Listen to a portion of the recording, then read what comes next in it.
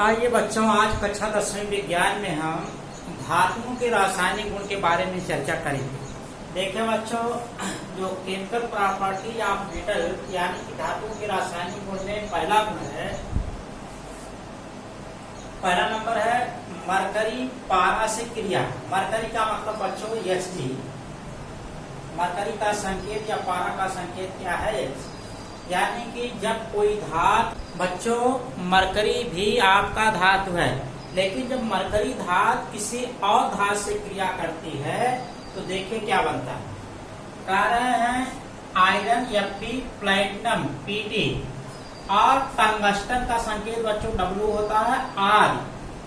धातुओं को छोड़कर, यानी कि इन धातुओं को छोड़कर प्रायः सभी धातुएं मरकरी में घुलकर, यानी कि और जो धातुएं हैं वो मरकरी में घुलकर अमलगम बनाती हैं।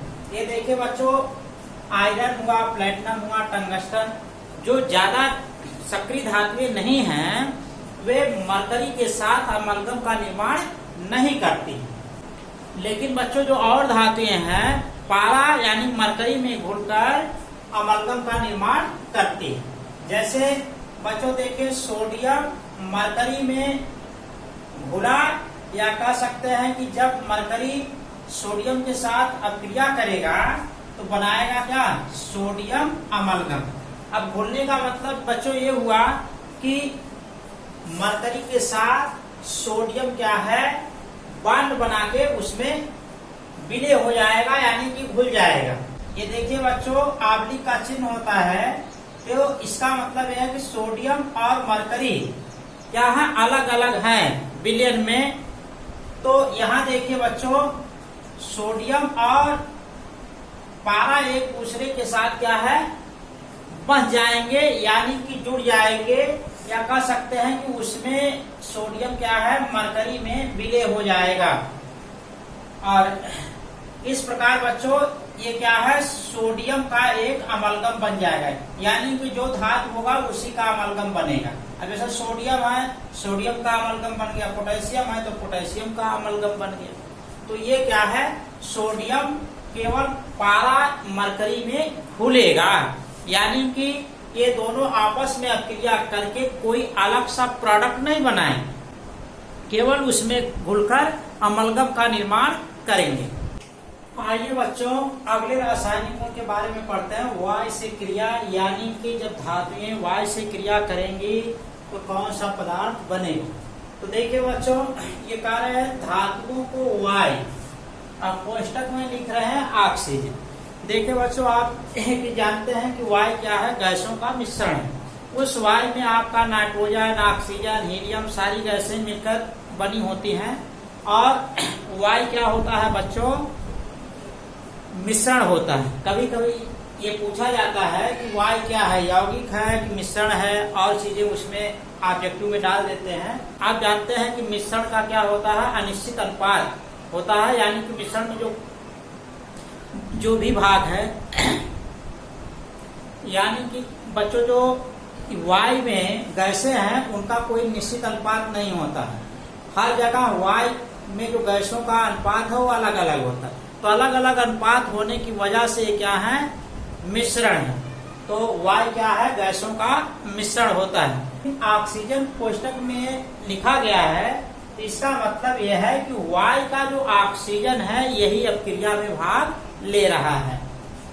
में गर्म करने पर प्रायः क्षारीय ऑक्साइड बनाते हैं। ये कह रहे हैं कि बच्चों, अगर धातुओं की वायु से क्रिया कराएं तो वायु का जो ऑक्सीजन है वो धातुओं से क्रिया करके प्रायः क्षारीय ऑक्साइड का निर्माण करता है।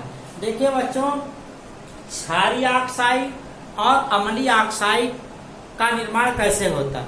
आप बच्चों ये जानिए कि अम्लता जो होता है विद्युत ऋणात्मकता पर निर्भर करता है। अगर विद्युत ऋणात्मकता ज्यादा होती है तो इसका मतलब वो ज्यादा अम्लीय होता है, और बच्चों अगर विद्युत ऋणात्मकता कम है तो इसका मतलब वो क्या हो जाएगा, क्षारीय हो जाएगा। क्योंकि बच्चों हम धातु ले रहे हैं और जानते हैं कि धातुएं क्या होती हैं, क्षारीय होती हैं। तो ऑक्सीजन जब अभिक्रिया करेगा इनसे तो इसमें बच्चों धात्विक गुण का प्रभाव ज्यादा है, इसलिए जो भी ऑक्साइड बनेगा वो धात्विक ऑक्साइड बनेगा। बच्चों जो भी ऑक्साइड बनेगा वो क्षारीय ऑक्साइड बनेगा। अगर विद्युत ऋणात्मकता ज्यादा होती तो बच्चों क्या होता, अम्लीय ऑक्साइड का निर्माण होता। तो ये कह रहे हैं कि प्रायः क्षारीय ऑक्साइड बनाते। अब प्रायः शब्द बच्चों जोड़ा है तो इसका मतलब कि हमेशा क्षारीय ऑक्साइड का निर्माण नहीं होगा, क्योंकि बच्चों जब आप मेनलीफ की आवर्त सारणी पढ़ेंगे तो मेनलीफ की आवर्त सारणी में देखेंगे कि एक ही वर्ग में जब ऊपर से नीचे चलते हैं तो उनके धात्विक गुण बढ़ते जाते हैं और ऊपर जो तत्व होते हैं उनके धात्विक गुण नीचे वाले की अपेक्षा से क्या होते हैं, कम होते हैं। तो अब इसका मतलब यह है कि जिनमें धात्विक गुण ज्यादा होगा तो इसका मतलब उनका ऑक्साइड क्षारीय होगा, और बच्चों जिनमें धात्विक गुण कम होगा उनका ऑक्साइड, इसका मतलब कि पूरा क्षारीय नहीं होगा। तो पूरा क्षारीय नहीं होगा तो उसके लिए कह रहे हैं कि कुछ धातुओं के ऑक्साइड उभयधर्मी एम्फोटेरिक होते हैं। उभयधर्मी का मतलब बच्चों ये है कि वो ऑक्साइड इसमें आएंगे जो दोनों व्यवहार करते हैं, यानी कि अम्ल और क्षार दोनों का व्यवहार करेंगे, उसे बोलेंगे उभयधर्मी।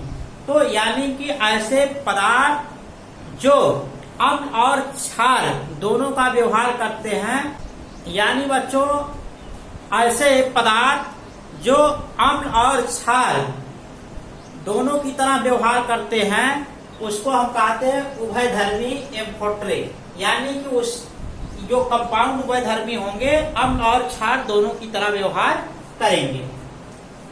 तो ये बच्चों उनकी विद्युत ऋणात्मकता पर निर्भर करता है कि कौन क्षारीय बना लेगा, कौन उभयधर्मी बनाएगा।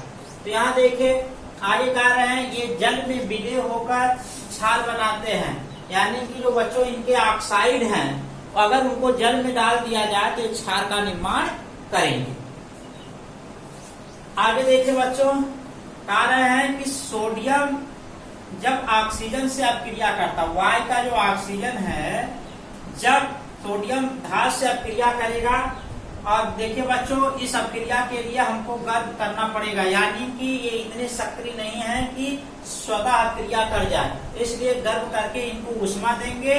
जब पर्याप्त ऊष्मा इनको मिल जाएगी, यानी कि अपक्रिया करने योग्य ऊष्मा हो जाएगी, तब ये दोनों आपस में क्रिया करेंगे और सोडियम ऑक्साइड का निर्माण करेंगे। ये सोडियम ऑक्साइड बच्चों क्या है, क्षारीय है, क्योंकि सोडियम बच्चों देखे धातु है और ऑक्सीजन क्या है, अधातु है, क्योंकि ये इलेक्ट्रॉन खींचता है। तो इसका मतलब कि सोडियम का जो धात्विक गुण है और ऑक्सीजन का जो अधात्विक गुण है उसकी अपेक्षा सोडियम का धात्विक गुण ज्यादा है, इसलिए इनका जो ऑक्साइड बनेगा वो क्षारीय हो जाए। अगर बच्चों ये इनका गुण यानी का धात्विक गुण इसमें ज्यादा होता तो ये क्या बनता, अम्लीय बन जाता। उसी तरह बच्चों देखिए कॉपर ऑक्सीजन के साथ अपक्रिया करेगा, इनको गर्म करेंगे तो कॉपर ऑक्साइड बन जाएगा, तो ये देखिए हमारा क्षारीय हो गया। उसी तरह बच्चों मरकरी ऑक्सीजन के साथ अपक्रिया करेगा, गर्म करेंगे तो मर्क्यूरिक ऑक्साइड बन जाएगा, ये क्या हो जाएगा, क्षारीय। एक पर होता है 2 पॉजिटिव चार्ज और एक संकेत है Hg2 और इस पर भी 2 पॉजिटिव चार्ज होता है। इसमें देखिए मरकरी के 2 परमाणु है और इसमें मरकरी का सिंगल परमाणु। अगर देखा जाए तो प्रति परमाणु चार्ज की संख्या कितना होगा, 1 होगा, और इसमें प्रति परमाणु यानी कि एक परमाणु पर देखें चार्ज की संख्या कितनी होगी, 2 होगी। हमने बताया था कि जहाँ चार्ज की संख्या ज्यादा होता है इक का प्रयोग करते हैं और जहाँ कम होता है वहाँ अस का प्रयोग करते हैं। इसको आप पढ़ेंगे बच्चों मर्क्यूरिक, यानी कि इसमें लास्ट में इक शब्द आएगा और इसमें देखिए अस शब्द का प्रयोग आएगा। ये देखिए बच्चों हो गया हमारा मर्क्यूरस आयन, क्या हो गया, मर्क्यूरस आयन, और ये हो जाएगा मर्क्यूरिक आयन। ये मर्क्यूरिक आयन हो जाएगा, ये मर्क्यूरस आयन हो जाएगा। तो आगे देखिए बच्चों जिंक जब ऑक्सीजन के साथ अपक्रिया करेगा, गर्म करेंगे तो जिंक का ऑक्साइड बनेगा, ये देखिए उभयधर्मी हो, यानी कि अम्ल और क्षार दोनों की तरह व्यवहार करता है। उसी तरह एल्युमिनियम ऑक्साइड बच्चों जो बनेगा यहाँ एल्युमिनियम और ऑक्सीजन की सहायता से, ये भी क्या होगा, उभयधर्मी होगा। ये हो गया हमारा एल्युमिनियम ऑक्साइड। अब देखिए बच्चों, कभी कभी प्रतियोगी परीक्षाओं में ये ज्यादातर पूछा जाता है, यही ज्यादा इम्पोर्टेंट है आपका, उभयधर्मी। लेकिन इसको भी आप याद रखिए कि जिंक ऑक्साइड भी क्या होता है, उभयधर्मी। लेकिन ज्यादातर कंपटीशन यानी कि प्रतियोगी परीक्षा में पूछा जाता है कि एल्युमिनियम ऑक्साइड है तो आप बताएंगे उभयधर्मी। या ऑब्जेक्टिव जो बनता है उसमें इस तरीके से भी प्रश्न बना सकते हैं कि उभयधर्मी ऑक्साइड है, तो उभयधर्मी ऑक्साइड ज्यादातर ऑब्जेक्टिव में रहता है एल्युमिनियम ऑक्साइड। तो देखिए बच्चों, आप इसको याद रखिए हमेशा के लिए कि एल्युमिनियम ऑक्साइड क्या है, उभयधर्मी है और ज्यादातर प्रतियोगी परीक्षाओं में ये पूछा जाता है। हम यहाँ लिख दे रहे हैं इम्पॉर्टेंट।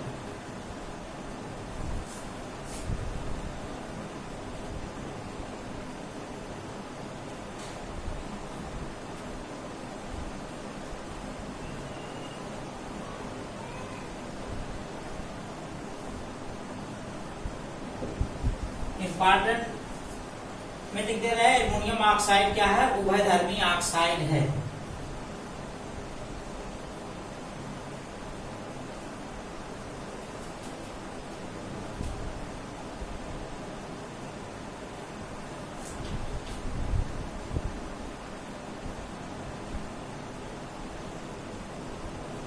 की दृष्टि से महत्वपूर्ण।